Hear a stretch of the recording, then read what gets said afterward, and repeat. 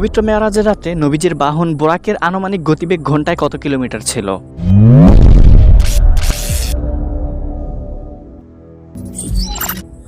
আসসালামু আলাইকুম রহমতুল্লাহ। প্রিয় দর্শক, মেরাজের রাত্র সম্পর্কে তো মোটামুটি আপনার অনেকটাই ধারণা থাকবে হয়তো, যে নবী করিম সাল্লাল্লাহু আলাইহি ওয়াসাল্লাম সেদিন রাত্রে এশারের পরে একটু তন্দ্রাচ্ছন্ন ছিলেন। এমত অবস্থায় জিবরাইল আলাইহিস সালাতু ওয়াসসালাম এসে নবীজি সাল্লাল্লাহু আলাইহি ওয়াসাল্লামকে ঊর্ধ্বগমনের জন্য নিয়ে যান। অতঃপর মক্কা থেকে বাইতুল মাকদিস, তারপরে এক এক করে সপ্ত আসমান পেরিয়ে মহান আল্লাহ রাব্বুল আলামিনের দিদার লাভ করেন। পাশাপাশি মেরাজের উপহার হিসাবে আমাদের জন্য 5 ওয়াক্ত নামাজ নিয়ে আসেন, যেখানে মানব সৃষ্ট কোনো বিমান বা রকেট আজ পর্যন্ত প্রথম আসমান খুঁজে পায়নি। তারা শুধু মহাকাশে ডার্ক ম্যাটারই অনুভব করতে পেরেছিলেন। মহাশূন্যের যে শেষ সীমা কোথায় রয়েছে তা আজ পর্যন্ত খুঁজে বের করতে পারেননি। আর তারা এই মহান সফরটি করেছিলেন বোরাক নামে একটি বাহনের উপরে, যেই বাহনটি ছিল গাধার চাইতে একটু বড় এবং ঘোড়ার চাইতে একটু ছোট। কিন্তু এর শেপ বা গঠন প্রণালী সম্পর্কে হাদিস বা কোরআনে কোনো বর্ণনা পাওয়া যায় না। এর আকার আকৃতি যেমন হোক না কেন, কিন্তু এর গতি কিন্তু ছিল অতি ক্ষিপ্র সম্পন্ন। সমস্ত লেখা বা বর্ণনায় একটা বিষয় পাওয়া যায়, ওই বোরাকটি ছিল অতি দ্রুত সম্পন্ন, কিন্তু তার গতিবেগ কেমন ছিল বা ঘন্টায় কত কিমি ছিল এই বিষয়টি উল্লেখ পাওয়া যায় না। অনেকে প্রথম আসমান থেকে দ্বিতীয় আসমানের দূরত্ব হিসাব করে বোরাকের গতিবেগ নির্ণয় করতে চেষ্টা করে। তবে এই ক্ষেত্রে একটি বিষয় লক্ষ্য করা উচিত, নবী করিম সাল্লাল্লাহু আলাইহি ওয়াসাল্লাম হাদিস শরীফে যে ইরশাদ করেছেন, প্রথম আসমান থেকে দ্বিতীয় আসমানের দূরত্ব হচ্ছে 500 বছরের পথ। তবে এই 500 বছরের পথ কী হিসাবে বা কোন দূরত্ব নির্ণয় করে বলেছেন, এটি কিন্তু হাদিসে ইরশাদ নেই, শুধু 500 বছরটি উল্লেখ রয়েছে।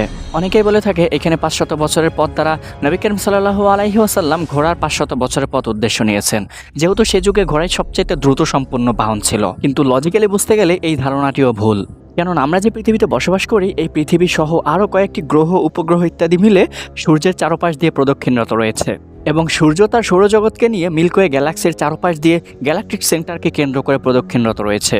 তো আমাদের এই মিল্কওয়ে গ্যালাক্সিটি এত বৃহত্তর যে এর এক প্রান্ত থেকে অন্য প্রান্তে যদি আমরা আলোর গতিতে ছুটে যাই, তাহলে আমাদের সময় লাগবে 1 লক্ষ বছর। এছাড়াও আমাদের এই মিল্কওয়ে গ্যালাক্সির সবচাইতে নিকটতম গ্যালাক্সি বা ছায়াপথ হচ্ছে অ্যান্ড্রোমিডা গ্যালাক্সি। বিজ্ঞানী বা মহাকাশবিদদের বর্ণনা মতে আমরা যদি আলোর গতিতে এই অ্যান্ড্রোমিডা গ্যালাক্সির দিকে ছুটে যাই, তাহলে আমাদের সময় লাগবে প্রায় 25 লক্ষ বছর, যেখানে আলোর গতি হচ্ছে সেকেন্ডে 3 লক্ষ কিলোমিটার। তো এত ক্ষিপ্র গতিতেও যদি আমরা অ্যান্ড্রোমিডা গ্যালাক্সিতে যেতে 25 লক্ষ বছর লেগে যায়, তো মহাকাশে তো এমন হাজার হাজার গ্যালাক্সি রয়েছে, যে গ্যালাক্সিগুলো পার করে আজ পর্যন্ত বিজ্ঞানীরা প্রথম আসমান পর্যন্ত যেতে পারেনি। তো হাদিস শরীফে যে 500 বছরের কথা উল্লেখ রয়েছে, এই 500 বছর দ্বারা যদি আপনি ঘোড়া বা অন্য কোনো প্রাণীর গতিবেগ হিসাব করে দূরত্ব নির্ণয় করেন, তাহলে ভুল ছাড়া আর কিছু হবে না। বস্তুত এখানে 500 বছর দ্বারা কি উদ্দেশ্য নেওয়া হয়েছে, সেটা তো শুধু মহান আল্লাহ রাব্বুল আলামিনই ভালো জানেন। প্রিয় দর্শক, এখানে এতটুকুতে স্পষ্ট যে 500 বছর দ্বারা কি উদ্দেশ্য নেওয়া হয়েছে সেটি অস্পষ্ট, এবং এটি নির্ধারণ করাও আমাদের জন্য কষ্টকর ও রহস্যময়। তো যারা বলেছে 500 বছর দ্বারা ঘোড়ার দৌড়ের 500 বছর উদ্দেশ্য, তাদের কথাও যদি আমরা এক মুহূর্তের জন্য মেনেও নেই, তাহলেও দেখবেন মানব সৃষ্টির বহির্ভূত একটি বিষয় বেরিয়ে আসবে। তো চলুন এই আশ্চর্যময় বিষয়টি একটু সহজ করে বোঝা যাক।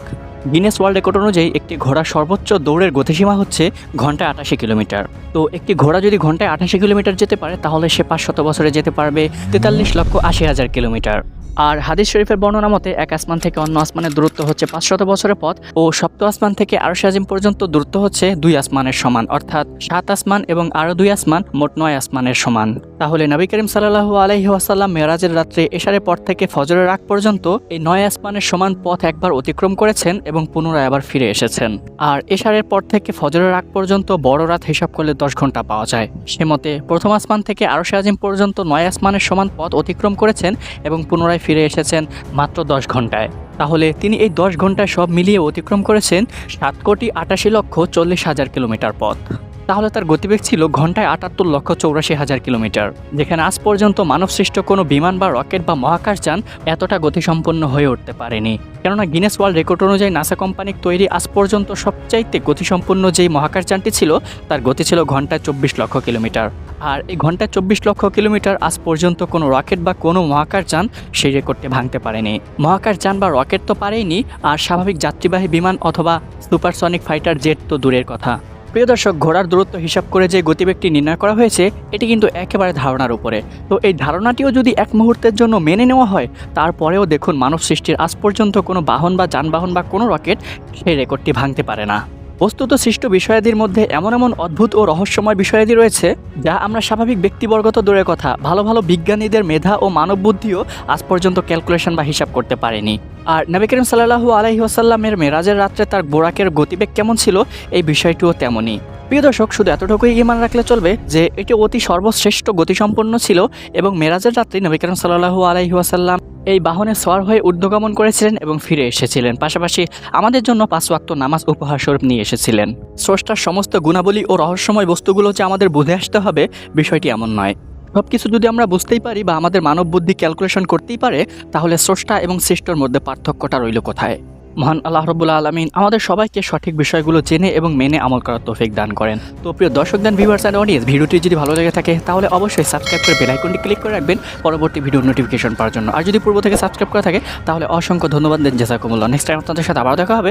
ধন্যবাদ। আসসালামু আলাইকুম রহমতুল্লাহ।